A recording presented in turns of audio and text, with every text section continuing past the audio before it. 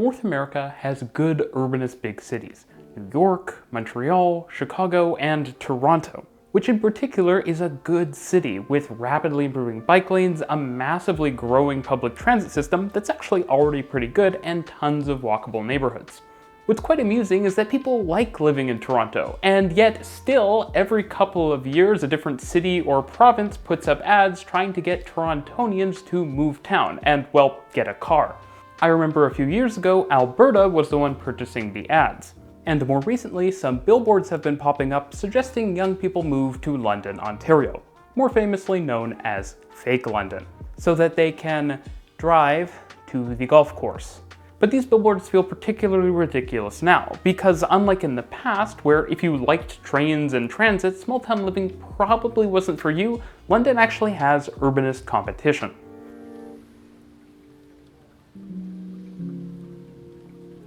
London, Ontario has a population a little over 400,000 people, a major university, a river called the Thames, I'm not joking, that is a real thing, go look it up, and decent intercity rail service for North America.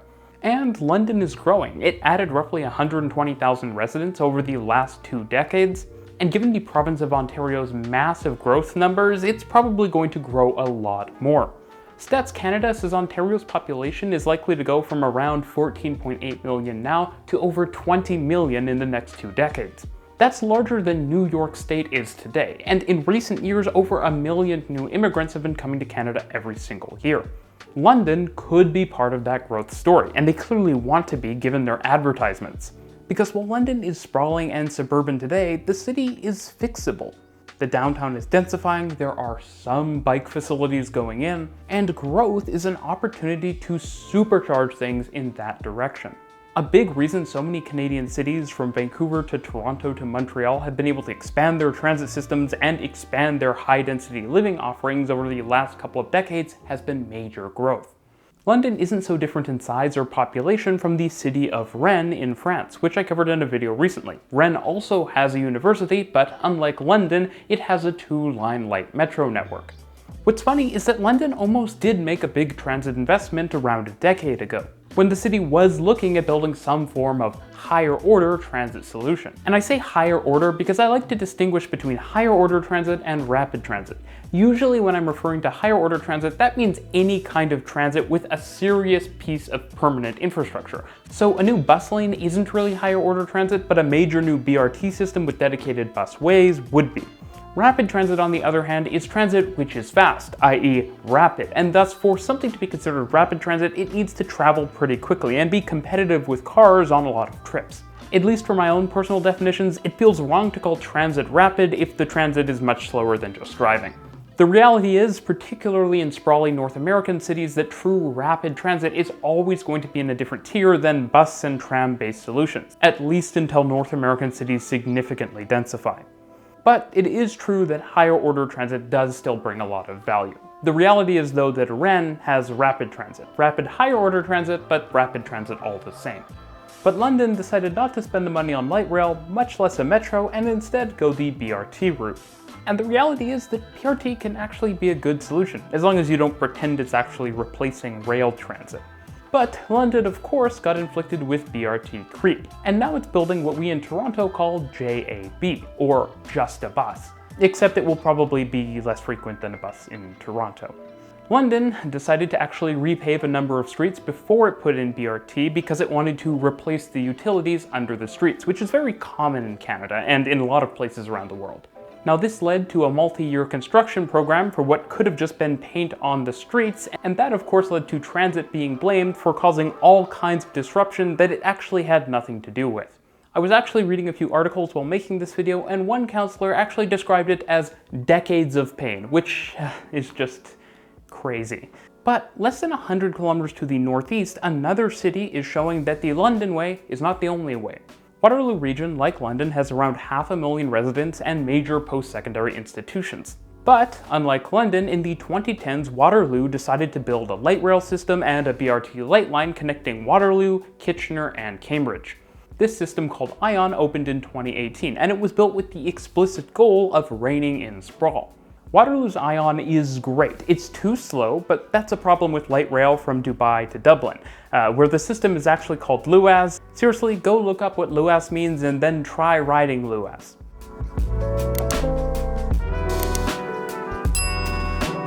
And the Ion is slow, including in sections where it's running on a dedicated rail corridor where it does not need to be. But all of that is fixable, and Waterloo's Ion is frequent, it has Wi-Fi, and it actually even has pretty solid signal priority. Probably most uniquely of all, it was built cost effectively, with smart station designs and the reuse of right-of-way from a freight railway, which actually still runs some freight trains over the light rail tracks overnight. Between Ion and lots of other transit improvements that Waterloo region has made, and despite all of the post-COVID city and transit doomerism, the region over the last few weeks has actually set a number of ridership records, moving over 150,000 people on transit every single day and using every single bus in the bus fleet. This is an enormous win for Waterloo region, which has seriously gotten so much better in recent decades, and of course Grand River Transit, which runs the local system, should be commended. Remember, this is in a set of pretty sprawly North American towns that aren't all that different from London, besides in the investments they've made in higher order transit and a much more progressive outlook. And the region has also been doing a great job with other improvements. Cycling infrastructure seems to be getting perpetually better year after year, and the old town centers, which are quite nice and compact, have been maintained really well. Even better, GO train and bus service has been getting better every single year, with more service and faster service, meaning that you can get to the big city quite quickly if you actually want to. There are even plans, albeit slow-moving plans, to build a new central station for the region that's directly over the central light rail stop, which would be excellent to see.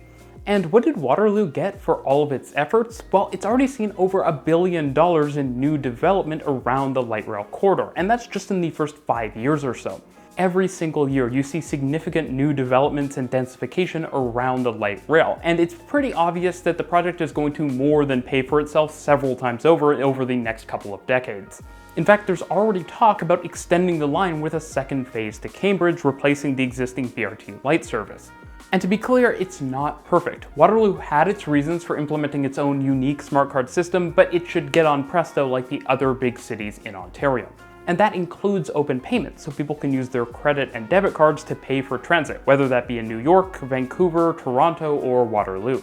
The region should probably also be implementing some Ion Light east-west BRT lines and 24-hour service on limited routes, including especially on the Ion. I mean, Waterloo is a college town. And the very similar G-Link system in Queensland, Australia actually does run 24 hours on the weekends, which we should be aiming for Kitchener-Waterloo.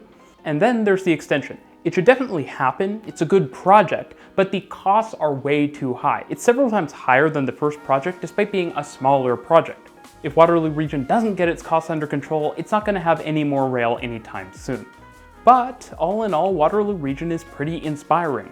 It's now the smallest urban area in North America with its own light rail system, which is an achievement. And it's making so many of the changes that I want it to be easier to bike around, walk around, and ride transit around.